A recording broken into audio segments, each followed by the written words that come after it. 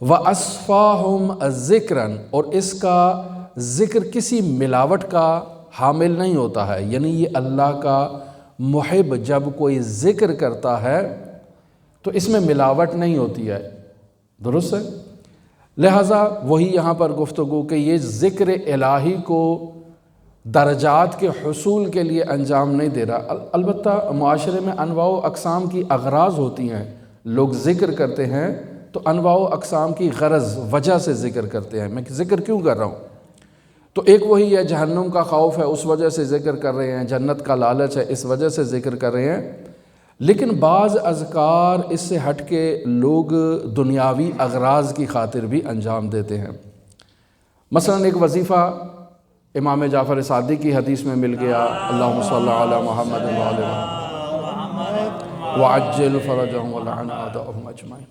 مثلا احادیث ائمہ معصومین میں انسان کو کوئی ذکر مل گیا اور انسان اس ذکر کو انجام دے رہا ہے تاکہ انسان کسی دنیاوی مقصد تک پہنچ جائے۔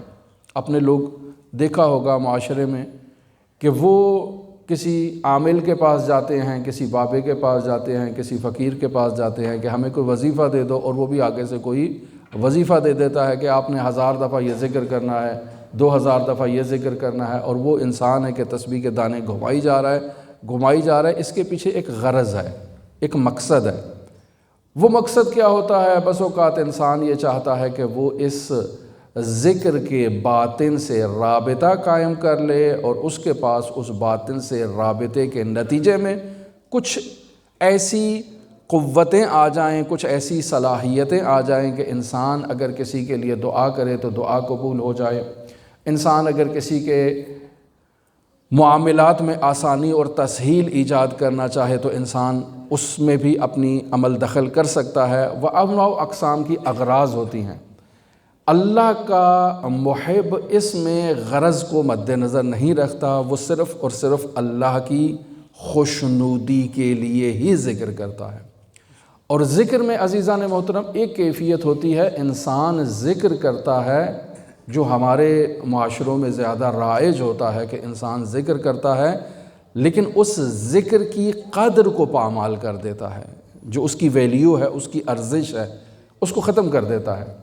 مثلا جیسے آپ نے دیکھا ہوگا انسان کے ہاتھ میں تسبیح ہے اور انسان اس کو یوں گھمائی جا رہا ہے اور تیزی کے ساتھ کچھ اپنی زبان پہ کلمات کو جاری کر رہا ہے۔ اب کیا جاری کر رہا ہے خدا بہتر جانتا ہے کہ کیا جاری کر رہا ہے۔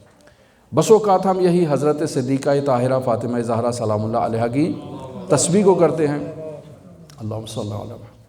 اس کے کلمات کو ایسے تیزی سے ہم تسبیح کے دانوں پر گھما رہے ہیں، خود کو بھی معلوم نہیں کہ ہم کیا پڑھ رہے ہیں، لیکن معلوم ہے کہ ہم تسبیح کر رہے ہیں۔ اگر کوئی ہم سے پوچھے کہ کیا کر رہے ہو، جو میں تسبیح کر رہا ہوں۔ خوب یہ ادب نہیں ہے تسبیح کا کہ انسان ایسے دانوں کو گھمائے تیزی کے ساتھ کہ اس حرف کا حق ادا نہ ہو، چونکہ ان کا حق ہے۔ مثلا انسان کہتا ہے اللہ اکبر، اللہ اکبر، اللہ اکبر، یہ ہے اس کا حق کہ انسان طمانینی کے ساتھ، آرام کے ساتھ ایک لفظ کو مکمل اپنی زبان پر ادا کرے۔ لیکن ایک دفعہ انسان ہے اللہ اکبر، اللہ اکبر، اللہ اکبر، اللہ اکبر، اب خود پتہ نہیں چل رہا ہے وہ کہہ کیا رہا ہے، ٹھیک ہے؟ یہ اس کی قدر کو پامال کرنے کی جو ہے وہ مترادف ہے۔ یا اسی طرح سے الحمدللہ الحمدللہ الحمدللہ، اب نہیں معلوم یہ کیا اپنی زبان پہ ادا کر رہا ہے، لیکن ظاہراً الحمدللہ کہنا چاہ رہا ہے۔ تو اس کو آرام سے طمانینے کے ساتھ الحمدللہ الحمدللہ الحمدللہ الحمدللہ، یا سبحان اللہ سبحان اللہ سبحان اللہ۔ تو اسی انداز میں یہ کوئی بہت بڑا ذکر تو نہیں ہے، تسبیح حضرت سلام اللہ علیہ کو بہت بڑا ذکر نہیں ہے، یعنی اس اعتبار سے کہ تعداد کو بہت زیادہ نہیں ہے۔ یہ نہیں کہا گیا کہ آپ نے 1000 دفعہ کرنا ہے، 2000 دفعہ کرنا ہے، 3000 دفعہ کرنا ہے، یہ 34 دفعہ 33 دفعہ 33 دفعہ کل ٹوٹل آپ کے پاس جو ہے وہ یہ 99 اور پھر ایک لا الہ الا اللہ، تو 100 دفعہ آپ ایک یہ ذکر جو کر لیتے ہیں، تو یہ کوئی بہت بڑا ذکر نہیں ہے تعداد کے اعتبار سے، وگرنہ اس کی عظمت اتنی ہے کہ انسان اس کی عظمت کو جو ہے وہ احصاء نہیں کر سکتا، شمارش نہیں کر سکتا ہے، لیکن اس کی قدر کو پامال کرنے کے نتیجے میں انسان اس درجے سے محروم ہو جاتا ہے۔ لہٰذا بہتر یہ ہے کہ پھر انسان ذکر ہی نہ کرے۔ یہ اگر اس انداز میں انسان نے یہ ذکر کرنا ہے کہ اس کی قدر اور ویلیو کو پامال کر دیا جائے تو بہتر ہے کہ انسان نہ کرے۔ لیکن اگر کرنا ہے انسان نے ذکر تو پھر انسان اس کو طمانینے کے ساتھ، اطمینان کے ساتھ، اس کا حق ادا کرتے ہوئے، ہر لفظ کا، ہر کلمے کا حق ادا کرتے ہوئے انسان اس ذکر کو اپنی زبان پر جاری کرے۔ پھر عزیزان محترم، ذکر میں ایک اور اہم بات یہ ہے کہ انسان جب ذکر کرتا ہے تو ایک انسان کی کیفیت ہوتی ہے جسے حال کہا جاتا ہے۔ یہ حال انسان پر علماء عرفان کہتے ہیں کہ ایک ایسی کیفیت ہوتی ہے جو انسان پر طاری ہوتی ہے کچھ لمحات کے لیے، اور پھر وہ کیفیت برطرف ہو جاتی ہے۔ یہ کیفیت ہے حال۔ اس کے مد مقابل ایک اصطلاح ایجاد کی جاتی ہے مقام کی، کہ انسان کی ایک ایسی کیفیت ہے جو دائمی ہے، جو برقرار ہے، ثابت ہے، جس میں تبدیلی نہیں ہوتی ہے۔ تو یہ حال کی کیفیت کا ذکر الگ ہے اور مقام کی کیفیت کا ذکر الگ ہے، اور پھر جس کیفیت میں انسان گزر رہا ہے اس میں کون سا ذکر کرنا ہے یہ انسان کو جاننا بہت ضروری ہے۔ مرحوم آیت اللہ بہجت رحمۃ اللہ علیہ ارشاد فرمایا کرتے تھے کہ بس اوقات انسان بیمار ہے لیکن وہ یا رزاق یا رزاق یا رزاق کا ذکر کر رہا ہے۔ خوب یہ بیمار ہے، اس کا ذکر بیماری کے مناسبت پہ ہونا چاہیے، یا شافی یا شافی یا شافی کہے۔ اب یہ یا رزاق کہہ رہا ہے تو یہ اس کی جو حالت ہے اس کے ساتھ مناسبت نہیں رکھتا یہ ذکر، یا برعکس انسان جو ہے وہ رزق کی تنگی کا شکار ہے اور یا شافی یا شافی یا شافی کا ذکر کر رہا ہے، تو مرحوم آیت اللہ فرماتے ہیں کہ یہ ذکر کے ساتھ مناسبت نہیں ہے، اس کی کیفیت کے ساتھ، جو اس کی حالت ہے اس کے ساتھ یہ ذکر ابھی مناسبت نہیں رکھتا ہے۔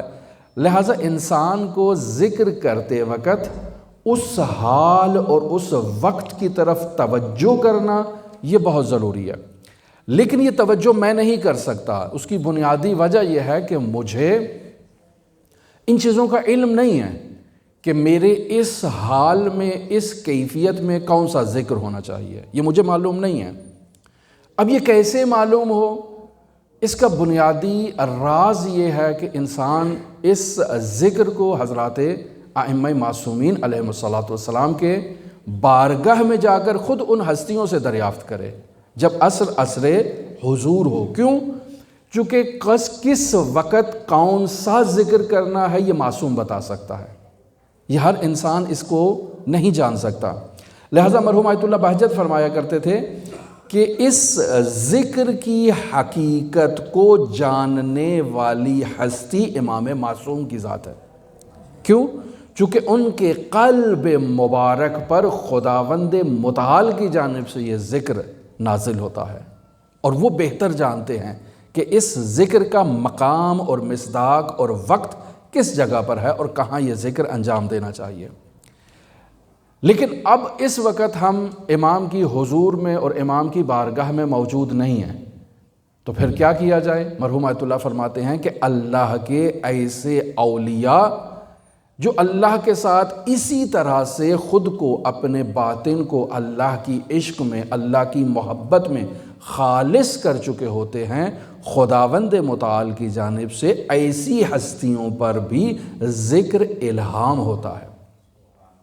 لہٰذا یہ افراد بھی آگے بتا سکتے ہیں اپنے شاگردوں کو، اپنے جاننے والوں کو، اپنے ان افراد کو کہ جو ان کے پاس رجوع کرتے ہیں کہ اس وقت آپ کے لیے کون سا ذکر مناسب ہے۔ ہر کسی میں یہ صلاحیت موجود نہیں ہوتی ہے۔ لہٰذا یا تو انسان ذکر کرتے وقت روایات کا مطالعہ کرے کہ میری اس وقت کیفیت کیا ہے اور مجھے کون سا ذکر کرنا چاہیے، روایات کا مطالعہ کرے جو ائمہ معصومین نے بیان کر دی ہیں، اور ان روایات کی روشنی میں انسان ذکر کو انجام دے۔